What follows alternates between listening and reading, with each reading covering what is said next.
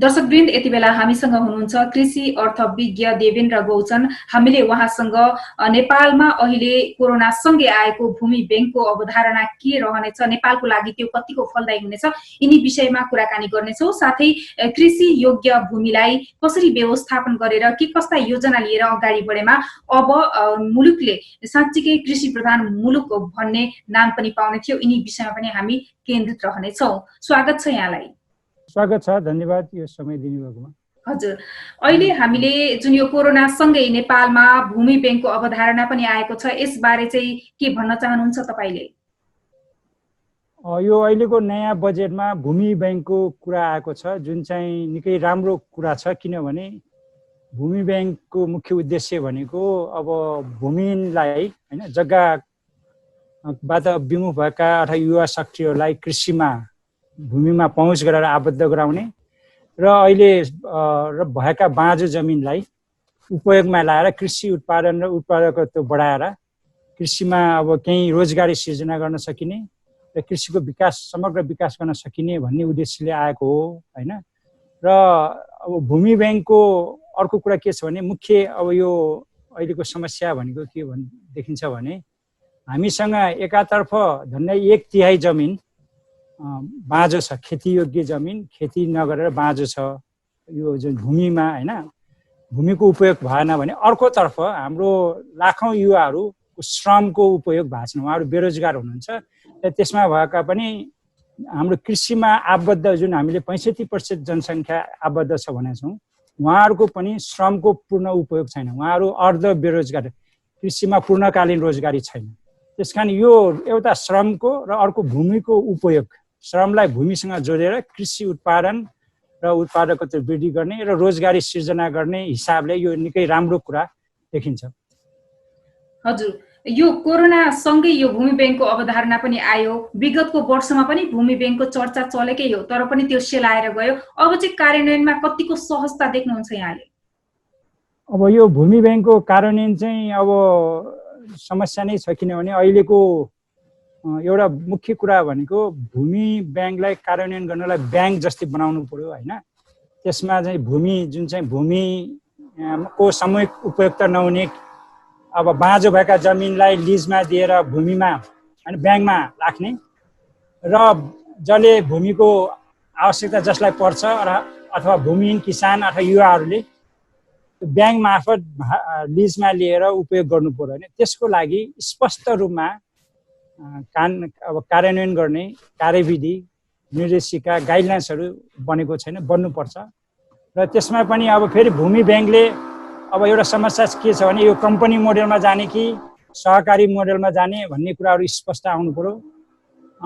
अब यसमा पनि अब ठुला किसान अथवा ठुला बडाले नै भूमिमा पहुँच पाएर उहाँले बढी फाइदा लिने किसिमको पनि हुनु भएन। हाम्रो उद्देश्य भनेको बहुसङ्ख्यक साना सीमान्त कृषकहरूमा भूमिमा पहुँच बढाएर कृषि अब भूमि उपयोग गरे बापत उहाँलाई आवश्यक कृषि सामग्री र प्राविधिक सहयोगहरूको हैन सहयोग पुर्याउने, त्यो मार्फत कृषिमा उत्पादन ल्याउने र उत्पादकत्व वृद्धि गर्ने, रोजगारीको सिर्जना गर्ने र कृषिमा समग्र रूपमा कृषिको विकास गर्ने भन्ने हो।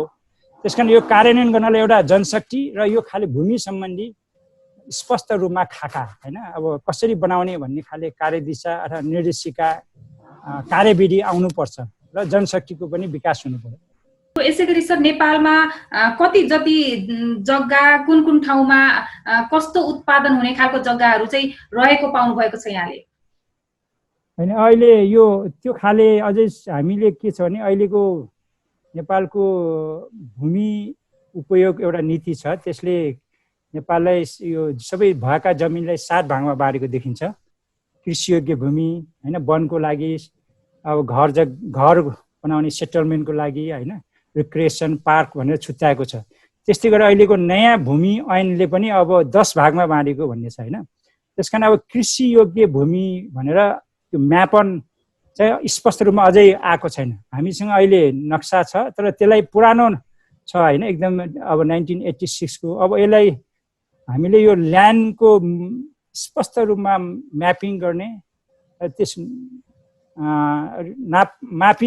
नापी गरेर नक्साकरण र मापन गरेर स्पष्ट कृषियोग्य भूमि छुट्याउनु पर्यो होइन। र त्यसमा मात्र कृषियोग्य भूमिलाई छुट्याएर त्यसमा पनि कुन कृषि व्यवसाय कुन खेतीबाली राम्रो हुन्छ त्यो किसिमको अब ल्यान्ड सुइटेबिलिटी म्याप भन्छौँ होइन। अब कृषियोग्य भूमिको लागि त्यो खालि म्याप मापन गर्नुपर्ने देखिन्छ। त्यो काम अझै स्पष्ट रूपमा भएको छैन होइन। अब त्यसरी भएर मात्र हामीले भूमि ब्याङ्कको उपयुक्त होइन कार्यान्वयन गर्न सक्छौँ। त्यसको साथै अब यो नक्साकरण र मापन भइसकेपछि मात्र हामीले अनि यो ब्याङ्कको कन्सेप्टलाई अब कृषियोग्य जमिन अब बाँझो जहाँ छ जुन जमिन बाँझो छ किसानले जहाँ चाहिँ अब लिजमा दिन चाहनुहुन्छ अथवा जसको बढी जग्गा छ लिजमा दिने ब्याङ्कलाई। अनि अब भूमिहीन अथवा युवाहरू जसको जग्गाको पहुँच छैन उहाँहरूले ब्याङ्कबाट लिजमा भाडामा दिएर लिने होइन। र त्यसको लागि चाहिने आवश्यक कृषि ऋण कृषि सामग्री त्यो खाले पनि व्यवस्थापन गर्ने त्यो भूमि ब्याङ्कमा त्यो प्रावधान त छ। तर त्यो खाले स्पष्ट अझै पनि खाका नआएको हुनाले अहिले हामीले कार्यान्वयन कसरी हुन्छ भनेर भन्न सक्ने अवस्था छैन। हजुर विज्ञज्यू, अहिले जुन यो भूमि ब्याङ्क सञ्चालनमा आएमा जग्गा धनी र किसानको तर्फबाट हेर्दा कुन पक्षलाई फाइदा हुने देख्नु भएको छ त यहाँले? अब यसो छ, अब खास गरेर अब यो हामीले पुरानो किसिमले हामीले एउटा दुई किसिमले हामीले यो भूमि सुधारको कार्यक्रम छ। एउटा चाहिँ यो ल्यान्डको सिलिङ गरेर जुन पहिला हामीले 2021 साल 23 सालको कुरा हो 1964 किङ महेन्द्र पालामा भूमि सुधार कार्यान्वयन भयो। त्यसमा जग्गाको हदबन्दी गर्यो। त्यसमा उद्देश्य मुख्य के थियो भने एकातर्फ भूमिहीन छन् बहुसङ्ख्य उहाँलाई जग्गामा ओनरसिप दिलाउने र अरू कृषिको उत्पादन पनि बढाउने त्यो किसिमको एउटा भूमि सुधार छ जुन परम्परागत रूपमा त्यो अब त्यो चाहिँ अहिलेको लिबरल इकोनोमीमा अलिकति गाह्रो होइन। जग्गा हटाएर सिलिङ मेन्टेन गर्न गाह्रो हुने भएको हुनाले यो अहिले यो मार्केट बेस्ड एप्रोच हो भूमि ब्याङ्कको कन्सेप्ट आएको। यसमा मार्केट बेस्ड भनेको मार्केटले डिटर्माइन गर्छ त्यो जग्गाको भूमिमा कति प्राइस पर्छ त्यही अनुसारको भाडा होइन। लिजमा अब जग्गा दिनेले ब्याङ्कलाई दिनेलाई पनि उसले रेन्ट लिन्छ र जग्गा लिनेले पनि ब्याङ्कलाई त्यही किसिमले रेन्ट होइन लिज दिनुपर्छ। त्यो चाहिँ मार्केटको सप्लाई र डिमान्ड ल्यान्डको डिमान्ड र सप्लाई र प्रोडक्टिभिटी र प्राइस प्रडक्टको प्राइसमा भर पर्ने कुरा भए। त्यसकारण अब यो किसिमको अहिले मार्केट बेस्ड एप्रोच हो भूमि सुधारको भन्छौँ होइन। यो किसिमको अहिलेको लिबरल इकोनोमीमा यो गरेको यसमा चाहिँ कार्यान्वयन पक्ष छ। अब जस्तो अहिले कार्यान्वयन पक्षमा किसानको वर्गीकरण गरेर साना र सीमान्त किसानहरू भूमिहीन किसानले यो भूमि सम्बन्धी पहुँच पायो भने यसले अब हाम्रो गरिबी निवारण पनि हुने रोजगारी सिर्जना पनि हुनसक्छ। र यसमा पनि अहिले ठुलै किसान जसले बढी पैसातिर जग्गा लिने होइन लिजमा लिन सक्ने र दिन सक्ने होइन त्यो किसिमको अलिकति बढी मार्केट फोकस गर्ने र सरकारले पनि त्यो किसिमको टार्गेटेड इन्टरभेन्सन गर्न सकेन भने स्पष्ट कार्यविधि त्यो किसिमको टार्गेटेड कार्यविधि आएन भने गरिबलाई अझै पनि फाइदा नहुन सक्छ होइन। त्यसकारण अब यसमा यो फाइदा हुने र नहुने फेरि एग्रिकल्चरलाई यदि मोडर्नाइज गर्न कसरी सकिन्छ र त्यो टेक्नोलोजी र मार्केटको होइन सुविधा के कस्तो छ त्यसको बेसिसमा पनि भूमिको भ्यालु हुन्छ ल्यान्डको भ्यालु बढ्छ कृषि भूमिको होइन। अब हामीले यो सहरी एरियामा एउटा प्लटिङ जग्गाको जुन घरमा जति भ्यालु छ त्यो एग्रिकल्चरमा त त्यो किसिमको रेन्ट त दिन सक्ने अवस्था हुँदैन होइन।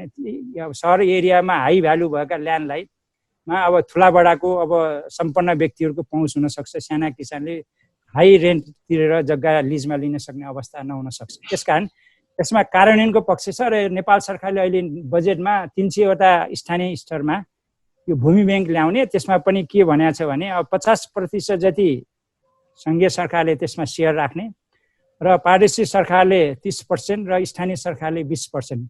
र यसमा मुख्य भूमिका त स्थानीय सरकारले आफ्नो जग्गाको मापन गरेर उपयुक्त कृषि कुन बाली हुन्छ त्यो हिसाबले भूमि ब्याङ्कको संरचना बनाउने होइन। त्यसमा अब सङ्घीय र प्रादेशिक सरकारले पनि सहयोग दिनुपर्ने हुन्छ। र यसको लागि चाहिँ अर्को कुरा के छ भने अब नियमावलीहरू बन्नु पर्यो। भूमि ब्याङ्कको नियमावली कार्यविधि र होइन त्यस्ता गाइडलाइनहरू बन्न जरुरी छ। र त्यसकारण अब यो भूमि ब्याङ्कको यो त्यसकारण फाइदा के छ भने यो हाम्रो भूमिलाई श्रमसँग जोडिन्छ होइन।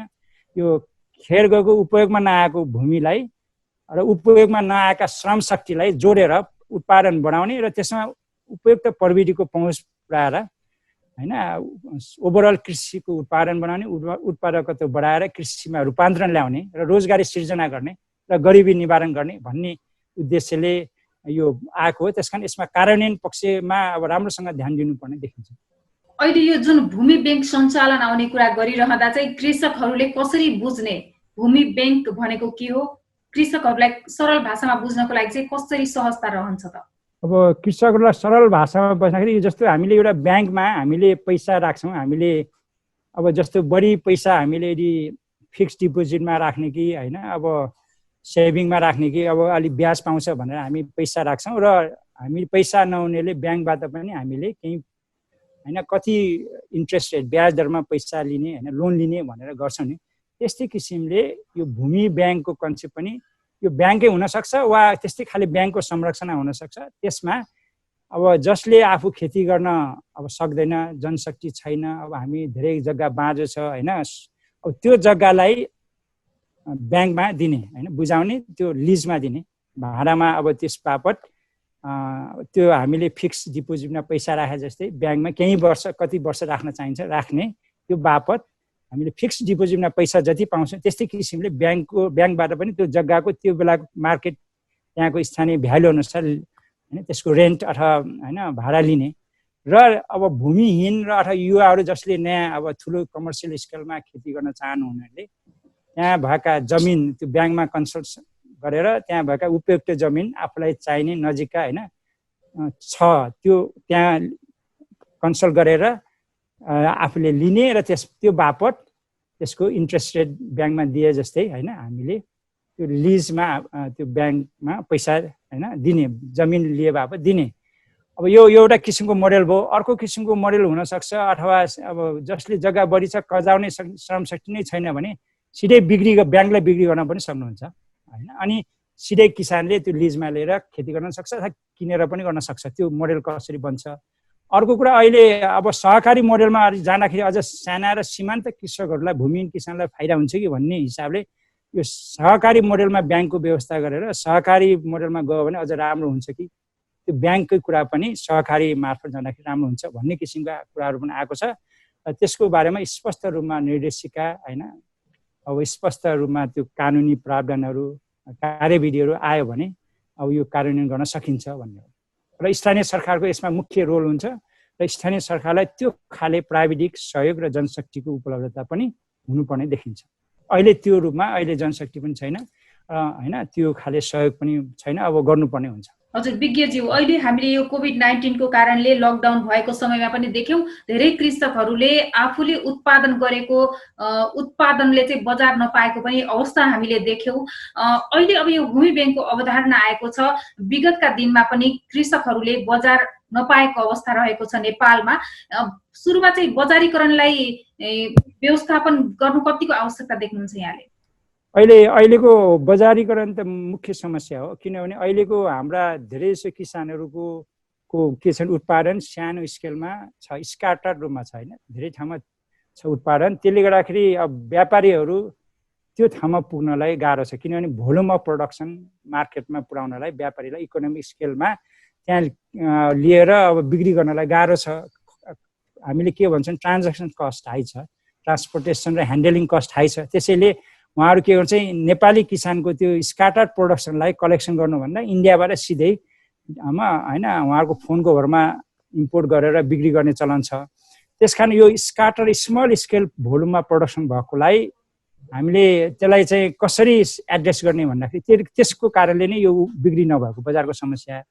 त्यसकारण हामीले बजारको व्यवस्था गर्नलाई अब दुई किसिमले, एउटा त सहकारी मोडेलमा सहकारीमा कलेक्टिभ प्रोडक्सन र मार्केटिङ गर्ने र सहकारी मार्फतै एकदम ठुलो भोल्युम बनाएर कलेक्सन गरेर बिक्री गर्ने एउटा हुन्छ, त्यो हिसाबले बजारको एड्रेस गर्न सकिन्छ भने। अर्को कुरा चाहिँ कलेक्सन सेन्टर, जस्तो नजिकै कलेक्सन सेन्टर राज्यले होइन अब थोक बिक्री केन्द्रहरू बनाउने, जस्तो कालीमाटी जस्तो अब विभिन्न ठाउँमा स्मल स्केल अब हाम्रो रुरल एरियामा पनि जस्तो काभ्रेको बिक्री हुन्छ त्यहीँ पनि राख्ने र कलेक्सन सेन्टर साथै स्टोरेजको कुराहरू भण्डारण गृह पनि राख्नु पर्यो, किनभने हाम्रा धेरै जस्तो किसानका उत्पादनहरू जस्तो खास गरेर तरकारी बालीहरू छिटो पेरिसेबल छन् होइन, छिटो कुहेर जाने सर्ने, 2-4 दिन 1-2 दिनमा पर्खन सकिँदैन, किनभने मूल्य चाहिँ पेरिसेबल भएर जाने भएको हुनाले त्यसलाई कोल्ड स्टोरमा भण्डारण गर्न सकियो भने त्यसलाई अब बजारको उचित मूल्य पाएको बेलामा बिक्री गर्न सकिन्छ हैन त्यो।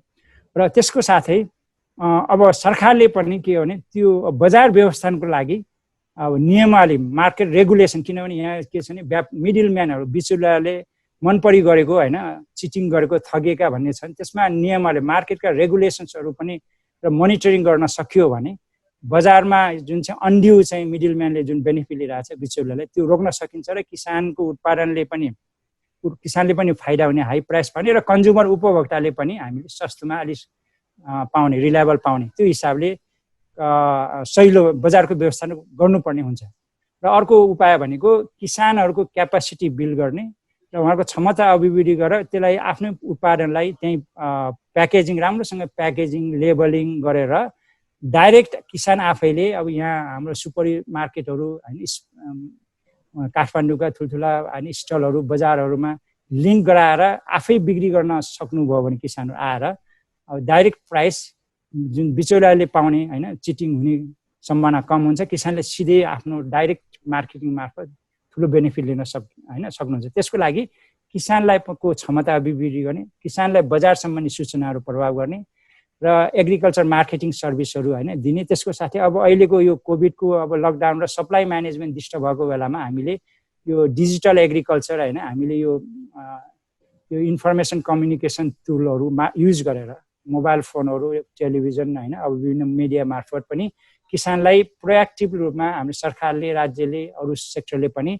सही बजारको सूचना इन एडभान्स दिने र त्यसको सहजीकरण गर्न सकियो भने त्यो बजारलाई हामीले व्यवस्थित गर्न सकिन्छ र किसानलाई उत्पादन गर्नलाई प्रोत्साहन पनि हुन्छ, फाइदा पनि हुने भयो। अर्कोतर्फ हामी उपभोक्तालाई पनि हाम्रो चाहेको कृषि उपजहरू हैन सजिलो सहज रूपमा हामीले पाउन सक्छौँ र हैन यसले सम्पूर्ण हैन देशको हैन विन विन सिचुएसन हुन्छ हैन, सबैलाई, उपभोक्तालाई, प्रोड्युसरलाई हैन र सबै राज्यलाई पनि फाइदा हुन्छ भन्ने। यता भूमि बैंक स्थापना गरेपछि कृषि क्षेत्रमा रोजगारीको सम्भावना कतिको देख्नुहुन्छ त?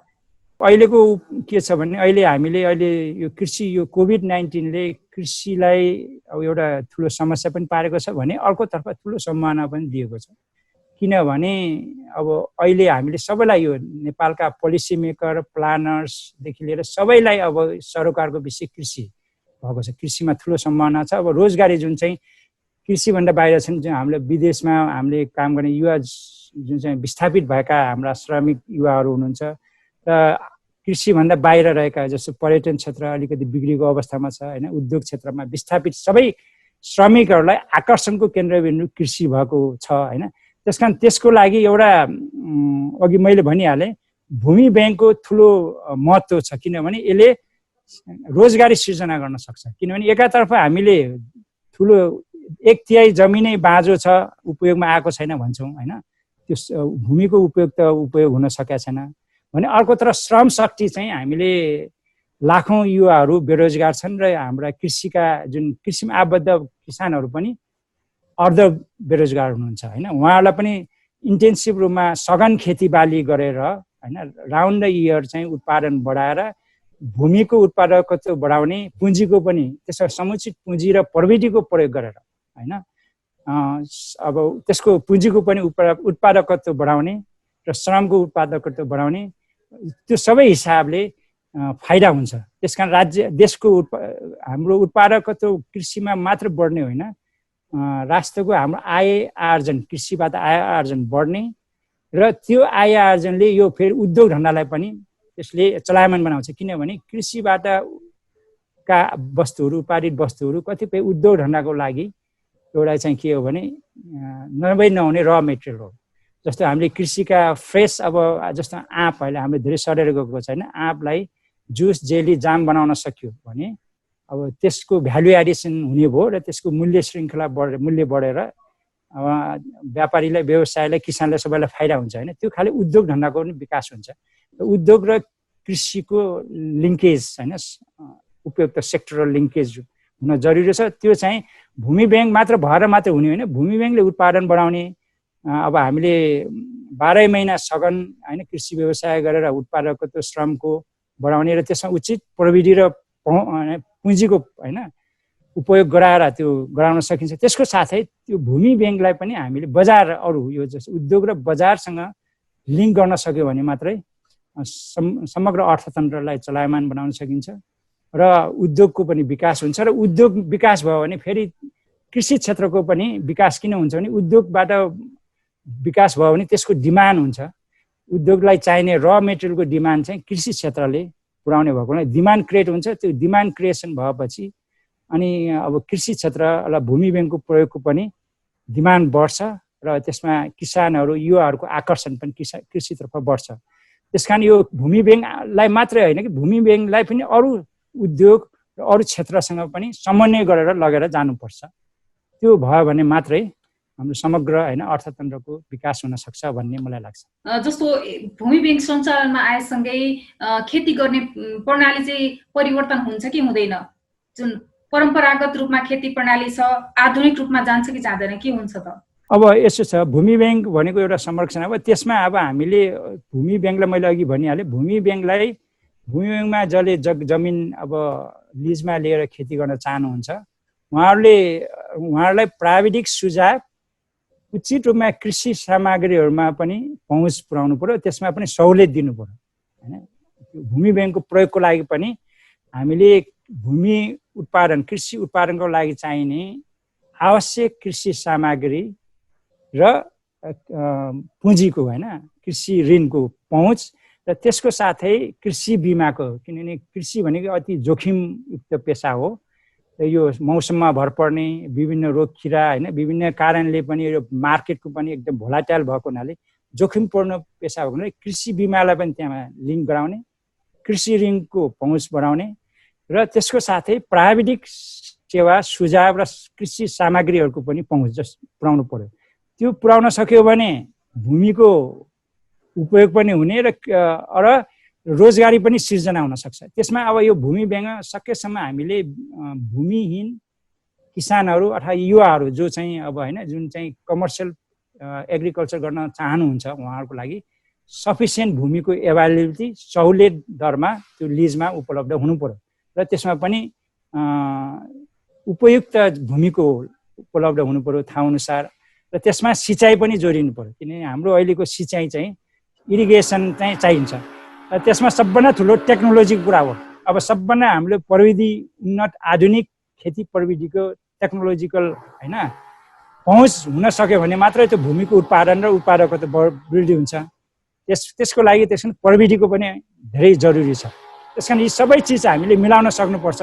सबै इन्स्टिट्युसनल र पोलिसीले सपोर्ट गर्ने, जनशक्ति र होइन प्रविधि र होइन हाम्रो पुँजीको पनि पहुँच बढाउन सकियो, त्यो खाले सम्पूर्ण इनेबलिङ इन्भाइरोमेन्ट गर्न सक्यो भने मात्रै अब सफिसियन्ट रूपमा रोजगारीको सिर्जना गर्न सकिन्छ र त्यसले कृषिमा रूपान्तरण गर्न सकिन्छ। विज्ञज्यू, अहिले जुन यो कोभिडको कारणले गर्दा कृषि क्षेत्रमा जति पनि क्षति भयो त्यसको एकिन तथ्याङ्क उपलब्ध पनि छैन अहिलेसम्म। यसलाई चाहिँ कसरी व्यवस्थापन गर्न पर्छ जस्तो लाग्छ यहाँलाई? अब मैले यो क्षतिको कुरा गर्नुभयो। अहिले दुई किसिमले भएको छ। एउटा चाहिँ डाइरेक्ट क्षति, प्रत्यक्ष रूपमा क्षति भनेको कस्तो भने यो कोभिड-19ले सप्लाई चेन डिस्टर्ब हो। सप्लाई चेन होइन जुन चाहिँ अब यो लकडाउनको केसले गर्दा डिस्टर्ब हो। ट्रान्सपोर्टेसन, एग्रिकल्चर, मार्केटिङ, कृषि उपजको बिक्री गर्ने कुरामा रोकियो। हाम्रा फर्टिलाइजर मलहरूको उपलब्धता बिउहरूमा डिस्टर्ब हो। यो चाहिँ एउटा डाइरेक्ट नोक्सान पुर्याएको छ होइन। खास गरेर हामीले चाहिँ पोल्ट्री प्रडक्ट र मिल्क डेरीमा त धेरै असर पुर्यायो होइन। हाम्रो बजारको उसमा यो एउटा डाइरेक्ट प्रत्यक्ष प्रभाव हो यसको। अब त्यसको साथै हामीले श्रमहरू गर्ने ज्याला कृषि मजदुरहरूले रोजगारी गुमाउनु भयो होइन। ठुलो रोजगारी गुमाएर भोकमरीमा पर्नुभयो। यो भनेको प्रत्यक्ष असर पर्यो। र अप्रत्यक्ष रूपमा पनि म्याक्रो लेभलमा पनि इम्प्याक्ट परेको छ जुन चाहिँ दीर्घकालीन छ, जुन चाहिँ हामीले महसुस त्यति गरेनौँ र त्यो चाहिँ ठुलो छ अर्थतन्त्रलाई र कृषिलाई। त्यो भनेको के हो भने अहिले ग्लोबल रूपमा हामीले जुन चाहिँ यो कोभिड-19 केसले गर्दाखेरि अब यो डलरको भ्यालु बढेको छ। किनभने सबैले इन्भेस्टमेन्ट नगरिकन डलर किनेर राख्ने होइन। किनभने इन्भेस्टमेन्ट अब इन्डस्ट्रीहरू सबै सखाप छन्, टुरिज्महरू, डलर किनेर राख्ने, सुन किनेर राख्ने भयो। अब डलरको स्कार्सिटी हुँदाखेरि डिमान्ड बढ्यो, त्यसले गर्दा डलरको भ्यालु बढेर हाम्रो नेपाली करेन्सीको भ्यालु लो भयो होइन। जस्तो त्यसले गर्दाखेरि हामीले अब कोभिड-19 भन्दा अगाडि हाम्रो 113-12 रुपियाँ थियो $1 बराबर भने अहिले 120-22 पुगेको छ। यो डलरको भ्यालु बढ्ने, हाम्रो करेन्सी घट्ने यो कारणले गर्दाखेरि के हो भने यसले चाहिँ इन्डाइरेक्ट इम्प्याक्ट भनेको हाम्रो इम्पोर्ट गर्नुपर्ने खाद्य हामीले झन्डै 2 खरबको ओभरअल कृषि वस्तुहरू हैन हामीले आयात गर्छौँ। खाद्यान्न मात्रै धानै मात्रै हामीले चामल अब मात्र 35 अरबको आयात गर्छौँ। यो आयात चाहिँ इम्पोर्ट चाहिँ एक्सपेन्सिभ हो किनभने हामीले इम्पोर्ट गर्दाखेरि डलरमा फरेन करेन्सीमा पे गर्नुपर्छ। त्यसले गर्दा इम्पोर्ट चाहिँ एक्सपेन्सिभ हुने त्यो खाद्यान्न र त्यसको साथै हामीले र मेटेरियल जुन चाहिँ अब लाइभ स्टकका फिड पोल्ट्रीका मेजोरिटी फिडहरू इम्पोर्ट गर्छौँ। त्यो इम्पोर्ट गर्दा त्यसको पनि एक्सपेन्सिभ हो। यसले गर्दाखेरि कस्ट अफ प्रोडक्सन हामीले एग्रिकल्चरमा कस्ट अफ एग्रिकल्चर र एग्रो बेस्ड इन्डस्ट्रीको कस्ट अफ प्रोडक्सन बढ्यो। यो बढेपछि हामीले नेट बेनिफिट कम हुने भयो। यसले गर्दाखेरि अब कतिपय उद्योग धन्दाहरू र हाम्रो कृषि व्यवसायलाई पनि अब धराशय बनाउने अवस्था छ। यो इन्डाइरेक्ट इम्प्याक्ट यो दीर्घकालीन छ। यो कुराहरू कतिले महसुस गरेका छन् यो हैन। र त्यसको साथै अब हामीले अर्को के हो भने अब इम्पोर्ट गरेर हामीले यो भोकमरीको समस्या र हामीले फुड इन्सेक्युरिटी भन्छ माल नरिसमेन्ट पनि पोषण र खाद्य असुरक्षा पनि झन् बढ्ने भयो किनभने हाम्रो नेपालीहरूको मेजोरिटी चाहिँ खास गरेर तल्लो वर्गको खर्च भनेको के हो भने खानामा हुन्छ हैन। एभरेजमा हामीले 50% नेपालीले हामीले खानामा खर्च गर्छौँ भनेको छ। तर गरिब र विपन्न तल्लो वर्गले 70% भन्दा बढी आफ्नो टोटल आय चाहिँ खानामा खर्च गर्नुहुन्छ। यदि इम्पोर्टेड खाना चाहिँ महँगो भयो भने जस्तो हामीले इम्पोर्ट अब त्यो चाहिँ सबै भएका आम्दानी चाहिँ खानामा जाने भयो। यसले गर्दा सेभिङ बचत सुनिश्चित बचतको कुराहरू कम हुने भयो जुन हैन। सुनिश्चित बचत नहुने प्रफिट नहुने यसले गर्दाखेरि कृषि व्यवसायमा नकारात्मक असर पर्छ कृषि साथै कृषिजन्य उद्योग र अरूलाई पनि। त्यसकारण यो म्याक्रो इकोनोमिक इन्डाइरेक्ट इम्प्याक्ट छ। यो चाहिँ ठुलो छ लङ टर्म छ। यो अहिले इमिडिएटली नदेखे पनि लङ टर्ममा देखिन्छ। त्यसकारण अब यसको हामीले कसरी एड्रेस गर्ने त यहाँले सोध्नुभयो। अब यो हामीले एड्रेस गर्नलाई के देख्यो भने कोभिडको असरलाई एड्रेस गर्नलाई एउटा त हामीले अब कृषि पेसालाई सुरक्षित रूपमा हैन यसलाई चलायमान बनाउनु पर्छ। त्यसलाई अलिक खुकुलो बनाउनु पर्छ जुन चाहिँ अहिले नेपाल सरकारले पनि स्पेशल ध्यान दिएको छ। त्यो छनै छ। त्यसको सप्लाई चेनलाई डिस्टर्ब गर्नु भएन। त्यसलाई सहजीकरण गर्नुपर्छ। त्यो त एउटा उपाय छ।